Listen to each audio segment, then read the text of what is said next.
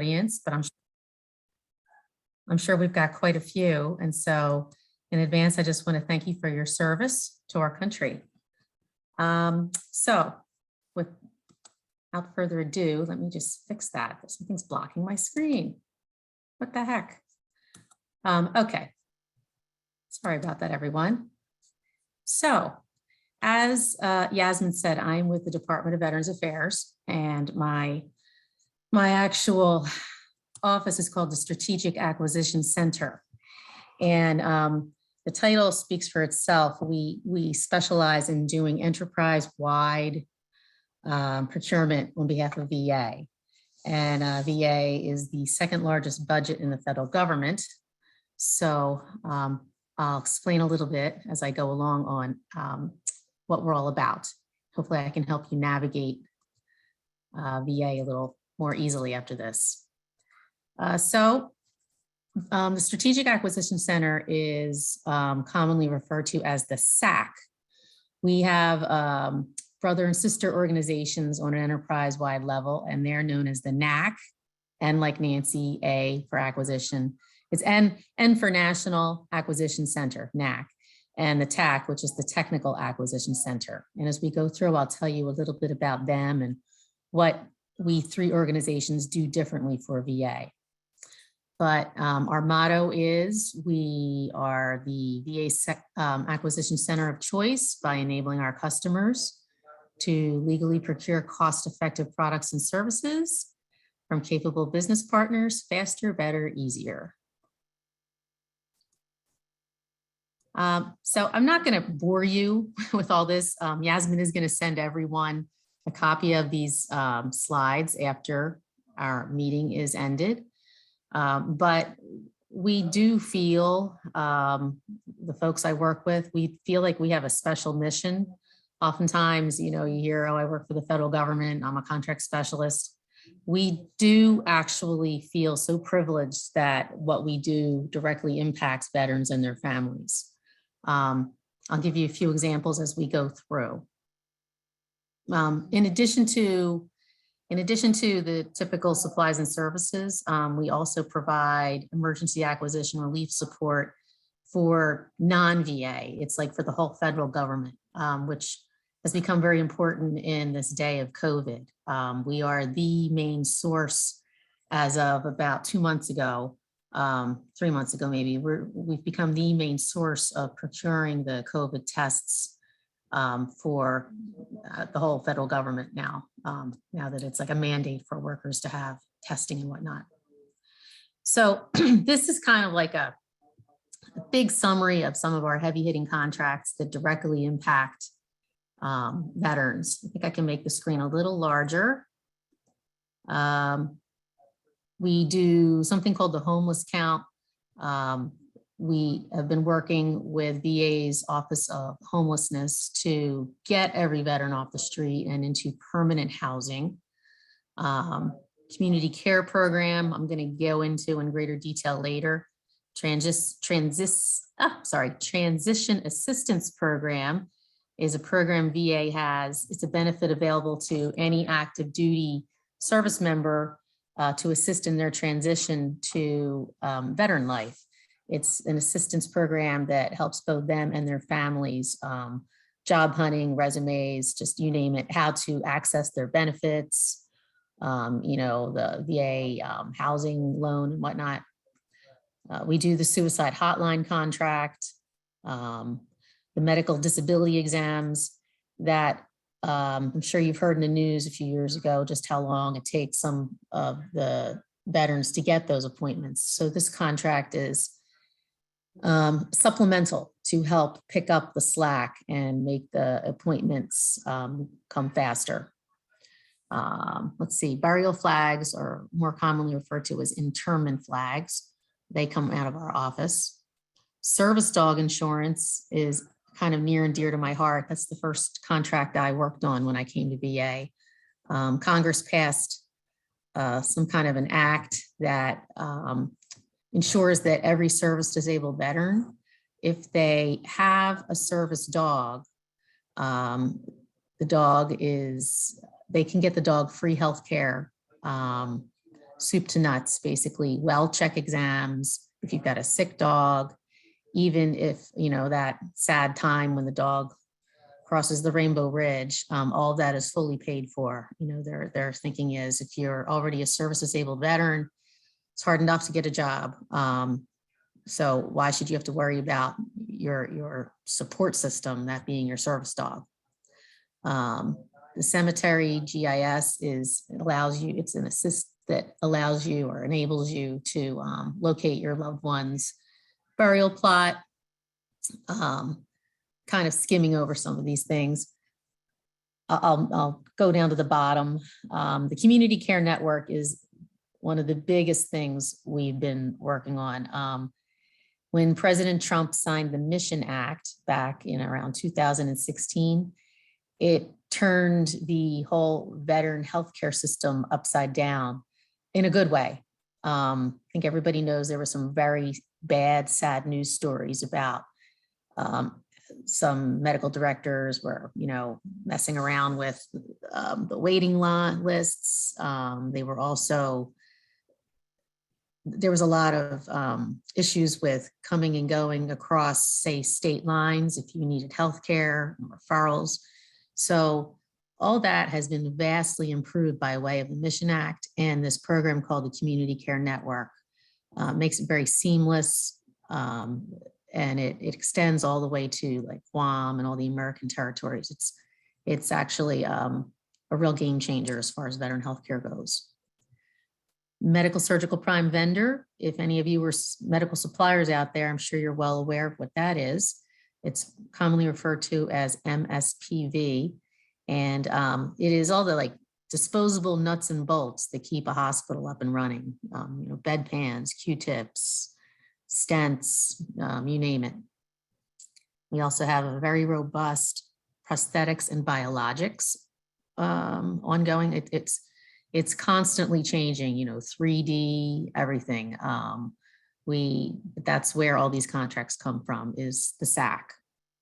Non-expendable medical equipment is another. I think a good example of that is the kind of equipment that if you're in a hospital or a clinic, it's the kind of equipment that gets wheeled in where they have, you know, the laptop and the screens, and they take your different vitals with it. That would be considered non-expendable. VHA healthcare furniture is another one. I think I've got a slide on that. Some of these you'll see again, because it's going to tell you who in VA can buy it and how to get it. VHA healthcare, though, has standardized healthcare furnishings across the VA. Mentioned medical disability exams earlier. Vector is a big service contract, has a lot to do with communications, outreach, program management, professional services, and the transition assistance program, which I mentioned up top. So, as I mentioned, our motto is faster, better, easier. We've got currently a $340 billion portfolio of open contracts, many of which, as small businesses out there, you could look into subcontracting opportunities. The reason we are popular with the rest of VA, there are contracting officers out in the field at each medical center. There are also ordering officers in the logistics community throughout VA.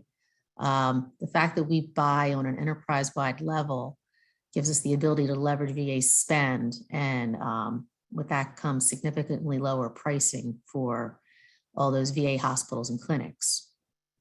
It's also much more advantageous to the contracting officers out in the field because they don't have to spend all that time negotiating the terms and conditions, let alone the pricing. So if they just place a delivery order or a task order, they're going to pretty much settle all their problems. They've got the lowest price, they've got the terms and conditions set, they already know what the delivery is all about. Just makes their lives a lot easier. Let's see, we partner with, sometimes we go ahead and we work with VISNs and regional level VA organizations. we use them as a pilot to see if we could go enterprise-wide. So on a case-by-case basis, we will work with an individual office or region.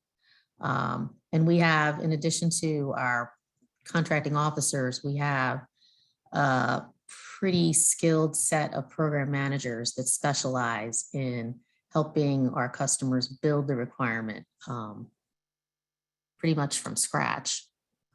So if you were going to look at what our business lanes are, this is a summary of the main business lanes that the SAC does. Then we're going to get into later on what the NAC and the TAC do. So we do all general medical products, services, and supplies. We do surgical products, services, and supplies. We do the specialty stuff like Da Vinci robotic arm or something called FibroScan, like really like specialized, very sophisticated equipment. We do the biologics, the prosthetics, all dental, patient mobility products and services like, wheelchairs and whatnot, even patient transport. One of our biggest contracts, which is currently under recompete, is Telehealth, the non-expendable medical equipment, the healthcare furniture, all Mission Act requirements to include the community care network, which I mentioned earlier. And then we do program and operational support throughout VA. That would be any kind of professional service. For the benefits administration, we have the supplemental medical disability exam contract, the transition assistance program contract. And again, we do all program management and professional service contracts needed. So this is a summary of the healthcare contract. And again, if any of you if this happens to be your area of expertise, this is a multi-award SDVOSB set aside. It's available to both contracting officers and the logistics community. They can order, depending upon the dollar value, they could actually just use a credit card to buy certain things they need off of this contract. And it involves, they come in, they rip out the old furniture, they go through the whole design concept with you, installation, and then follow up with the maintenance and warranties. The contracting officer's name is here. And it's, like I said, it's multi-award, and it could be a good subcontracting opportunity if that is your lane. Telehealth, as I mentioned, is currently under recompete. It is mandatory. It has exploded throughout VA, especially with COVID. Again, it's available to both contracting officers all over VA and GPC holders. This thing started as a small BPA out of, I think, somewhere up in Brooklyn, New York. But it's, like I said, with COVID, it's become like the hottest contract. It's been on national news, both with President Trump and I think President Biden. They are very excited about this. And again, it's under recompete right now. Non-expendable medical equipment. This is it's not a contracting officer tool. It is for the logistics community. It's only open to them. And that is, again, the kind of stuff that it's more sophisticated than the MSPV type equipment, but it's clinical equipment that is in each hospital room and each clinic that you would go into. Respiratory, pulmonary, ophthalmology, that kind of equipment. And it's only ordering officers.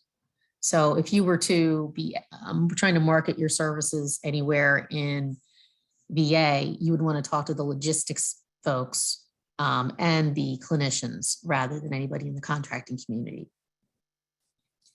Prosthetics, mentioned that earlier. We've got over 140,000 types of biologic and non-biologic implants available. We have these vast catalogs, and now we're doing the 3D printing for prosthetics. And again, we're just the go-to for VHA for anything to do with prosthetics. Integrated healthcare transformation.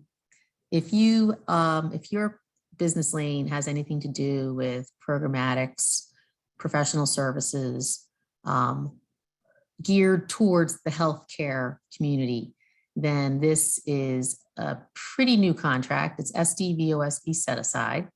It is very, very, very attractive to VHA. It's everybody in VHA uses it now.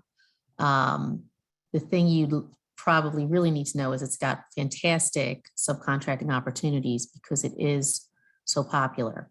That said, they are looking for more veteran-owned small businesses to partner with. You're much more likely to get a subcontracting opportunity if you are veteran-owned or service-disabled veteran-owned. Okay.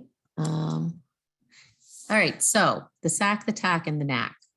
I explained what the Strategic Acquisition Center is all about, but I have not explained much about the TAC or the NAC.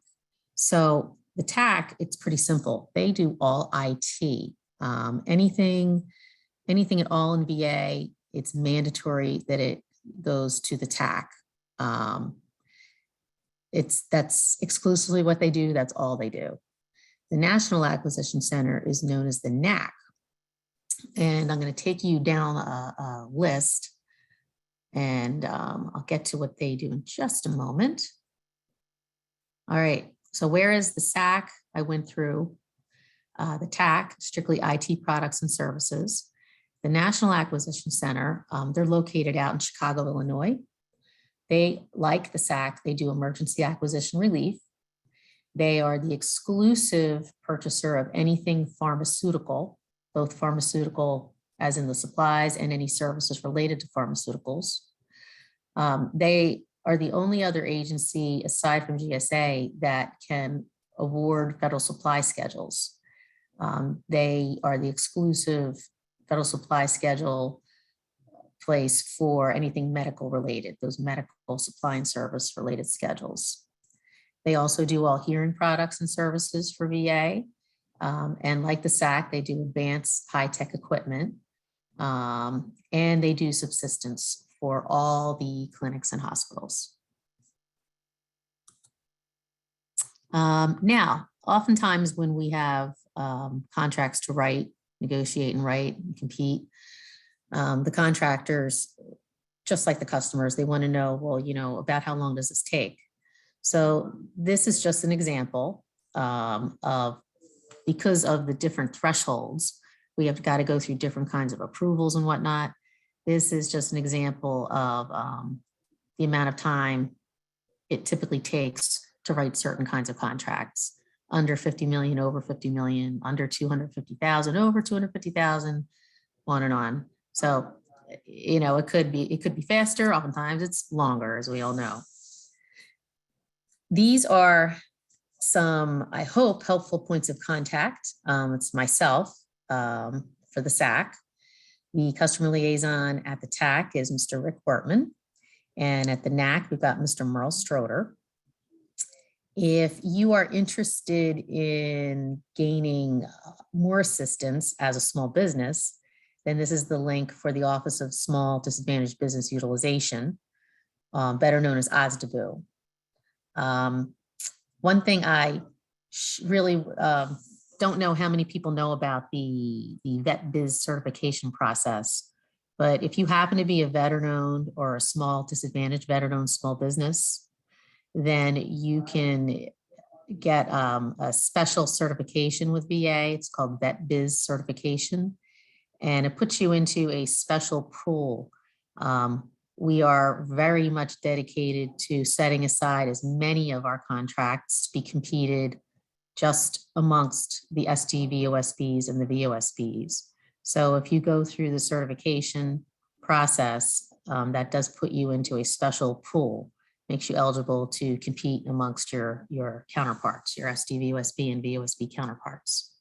So for more information about that, the link is here. Or if you just want more information and guidance as a small business, OSDBU is a great source. Lastly, we have the VA forecast of contracting opportunities. And that is It's a portal that's hosted on the OSDBU website. And it's pretty user friendly. You can go in with just, whether it's your NAICS code or just a word search, or you can choose to go office by office. It allows you to access our forecast various different ways. So that's about it. And I'm happy to take any questions. Thank you, Regina. That was a lot of great information. And it's always really helpful to have the contacts on there. So yes, now is your opportunity for you to ask Regina your questions about doing business with the Veteran Affairs. So any questions you got, start typing them out in the chat box. And we'll try to get through them, seeing as we finished early. We have some time. And I know you had a couple questions, I think, that someone gave you in advance. I can try and tackle those. And, okay, sure. If I don't know the answer, I promise I will get them for you and send them to you via Yasmin. I will definitely do that. Wonderful. We got a question that's come in. Is the telehealth contract available now? So right now there is an extension to the existing contract while they get ready to compete the follow-on contract. So it's a live contract. I think the name of the company that currently has it is called Iron Bow. It had been sole source, but they are competing it this time around. Okay, great. All right, well, let me go through some of the questions that I have listed on here. What information do you have about the procurement forecast? And also, once the budget has been approved, do you know how much is set aside for SD, VOSB, and VOSB businesses? Okay, so the forecast, I'm wondering, right here is the forecast, and I can take you to it different ways if we want to. First, I'll answer your question, and then if there's more questions, I'll answer them. And if you'd like me to try and go right into the portal and give you a live demo, I can do that too. Yeah, that would be great. All right, let's see. I don't know if it'll open this way. I'm going to go through it a different way. While I'm doing that, insofar as your question about how much is set aside. So we don't decide that. How that happens is SBA, Small Business Administration, they set our goals for us. And we have much more lofty goals in respect to SD, VOSB, and VOSB than the rest of the federal government. So we don't set it. It's not set on a dollar value, it's a percentage. And I will look up the percentages, but they're high. Also, okay, I'm sort of jumping back and forth because I'm on the forecasting website, but here's how it works. You can go to an entire FCO query. You can go to the centralized offices. You can go to state by state. If you were to go to the centralized office, let's see, you're going to go down to some big offices. You'll eventually get to the SAC, the TAC, the NAC, because we're centralized. Hi, Regina, are you showing us a page? Because all we still see is the contacts on your PowerPoint. Oh, no. Oh, no. Okay. So yeah, just when you go to share screen, you can change the option of what you share and just. Thank you. All right, new share. Let me see. There we go. Thank you, Yasmin. Let's see how that works. All right, does everyone see it now? Yes. Okay, so all I did was click on the forecasting link, which I will be sending you. And you open it up, it will look like this, VA forecast of contracting opportunities. And I just decided to click on one of these. I went to centralized facilities. If you were to click on one of these, it should tell you what they've got going on. Here's the NAC. Oh, let's see. The NAC, laundry. Let's try, see what they're doing in laundry. Oh, darn it. Well, that's not good. Request failed. It's the last thing we want to see. How do I get back? Yikes. Without erasing people, let me see. We'll go down to, let's try. Oh, the TAC. Oh, there's the Strategic Acquisition Center. Let's just try the Strategic Acquisition. There's an error going on. I really apologize, everyone. It must be, maybe this thing is down today. I have not actually ever seen this happen before. If I try one more, yep, there's something just wrong with the system.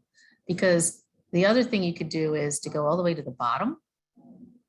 You could literally just put in a NAICS code or just a keyword. And this will show us that probably the system is down today. Again, it's the first time I've seen it down.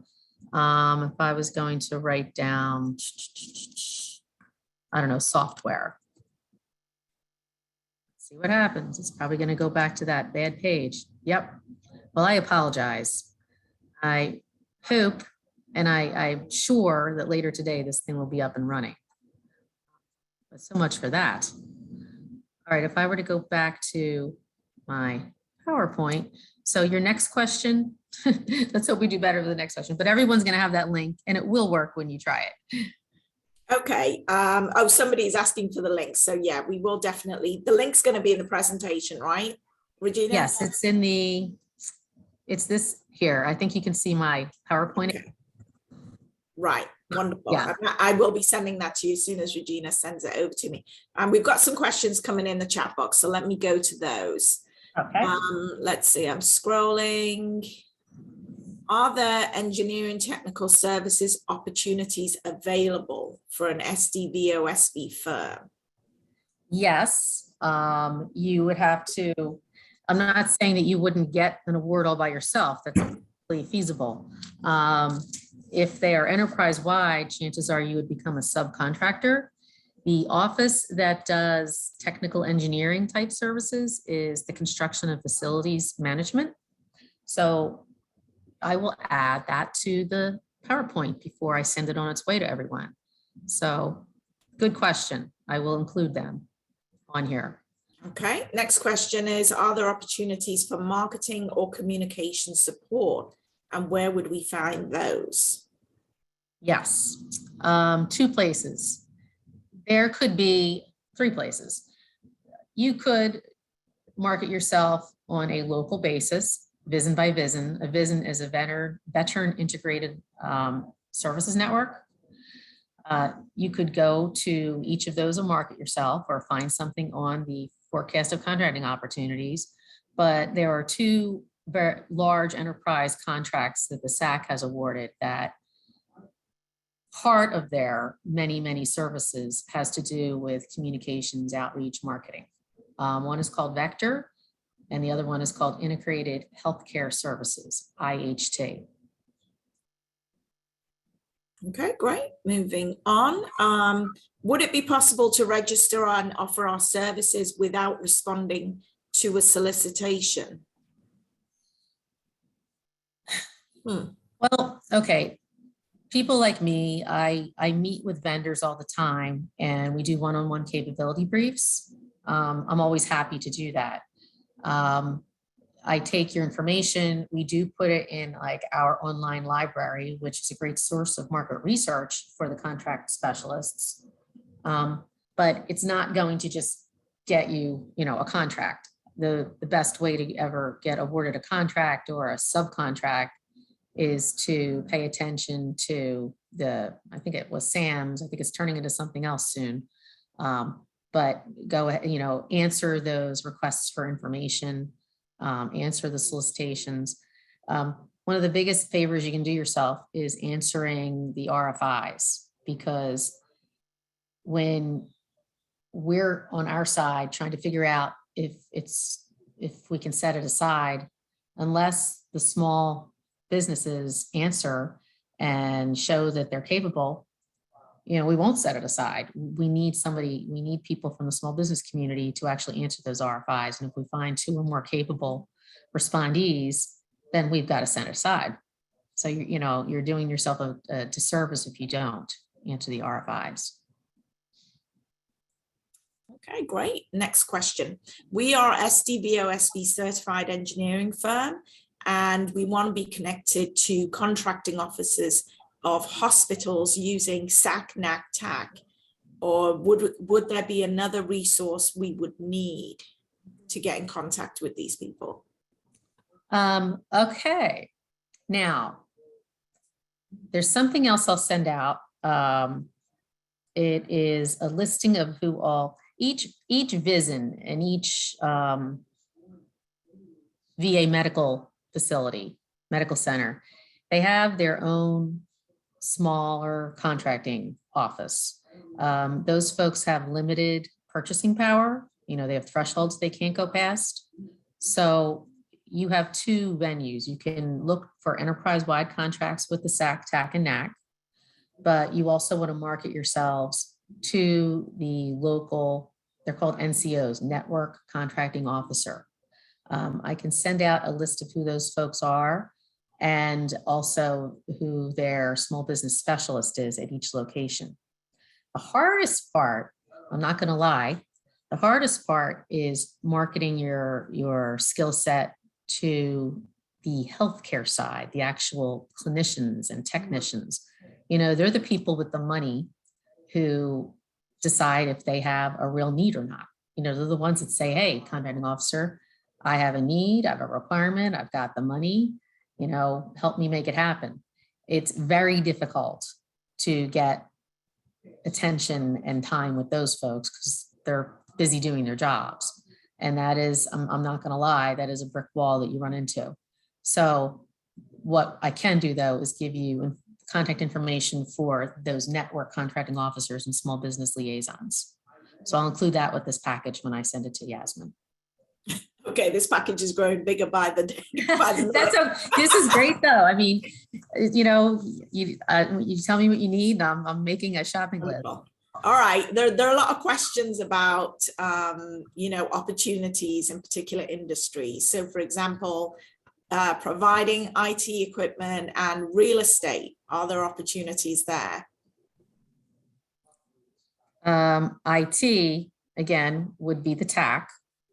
Even if you're a network contracting officer, if it's say over $25,000, it's just VA regulation. It has to be any kind of IT, mechanism whatsoever has to go through the TAC. That's an easy answer for that. Was there more to that question, or did I answer that? No, yeah, that's fine. The other one was real estate. Real estate would be GSA does all the real estate. If it's a matter of leasing, we're not allowed to do our own leasing. We have to work with GSA. We do like relocation services for certain people within VA, if we have to pay their expenses. It's pretty small stuff, but I would say GSA is your best bet for most real estate. Okay, great. How can we find out which prime contractors do business and are in good standing with the VA? Okay. Wow, there's so many. We're the second largest budget in the federal government. So there's going to be a lot of prime contractors out there. If you're a medical supplier, I mean, it's just, totally public. It's available if you ask, who the awardees are for the MedSurg Prime Vendor, things like telehealth, the integrated healthcare transformation. I mean, if you have a specific contract, you want to know who the awardees are, who the primes are, then absolutely, I will give you their names. If I don't know them, I will look them up. But there's, it's not a secret. You could probably look it up even on the internet, but I'd be happy to look it up for you. Okay. What are best practices for marketing to the VA? Are there any industry day events or meet and greets with the VA in the forecast? So prior to COVID, there were many. The biggest one, and I hope it's coming back again, is something called NVSBE. I believe that's what it is, National Veteran Small Business Event. And they would have it every year, usually in the first week in December, and it would be, you know, Pittsburgh, Minnesota, Atlanta, all of VHA, VBA, you know, all the big program offices come, as well as people like me. And we do one-on-ones and presentations, and there's a lot of networking, like we have networking tables at lunch, networking opportunities during the day.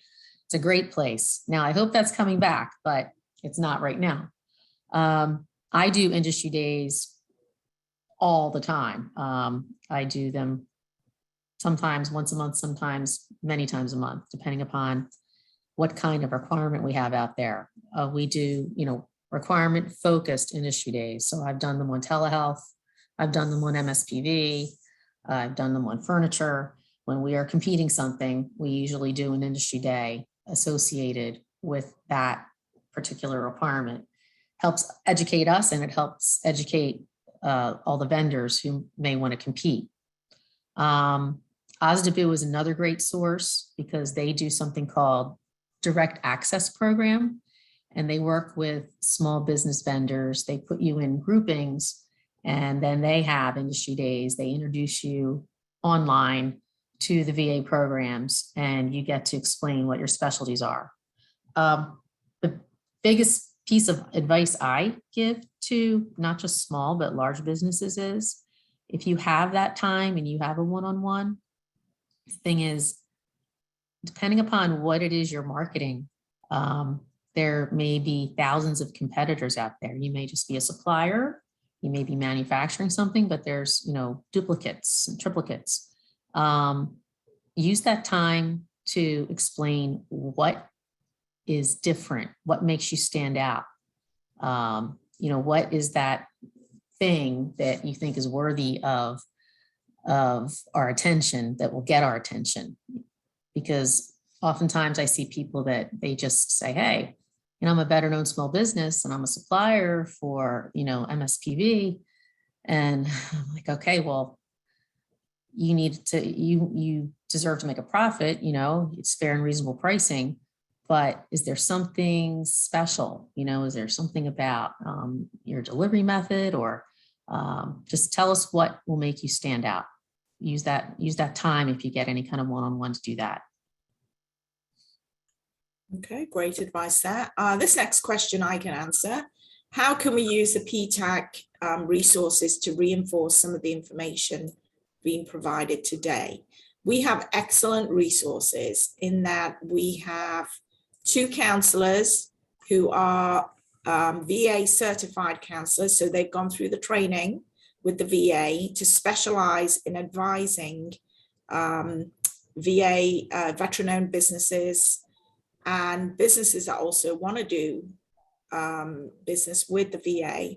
So we definitely do have counselors who specialize that and that can assist you. So when you sign up, make sure you put in the notes, because we ask you in the application, what kind of help are you looking for? Make sure you put that you need help regarding the VA or that you're veteran owned, and we'll make sure that we can assist you on that. Okay, the next question is about, let's see, what is this? GSA and digital services promote the use of modular contracting and digital modernization. Do you know if the VA is embracing this modality in any of the digital modernization efforts? Not to my knowledge, but I'm making a note. I think I would be pretty up on it if they were. We're just doing, yeah, but I'm making a note of it. Okay, great. All right, well, that seems to be all the questions that we have. So I'd like to thank you, Regina, for doing this, very informative. And we will be sending you a copy of the slides with all the links that Regina's been talking about. And I believe she's putting some additional stuff in there based on your questions. And later on today, the recording will be available on our YouTube channel. So I will make sure that I put the link in that as well. So I'd like to thank you again and thank everybody for participating. and we will see you again on a future PTAC webinar. Thank Thank you. you. Thank you for your time. Bye-bye. Bye.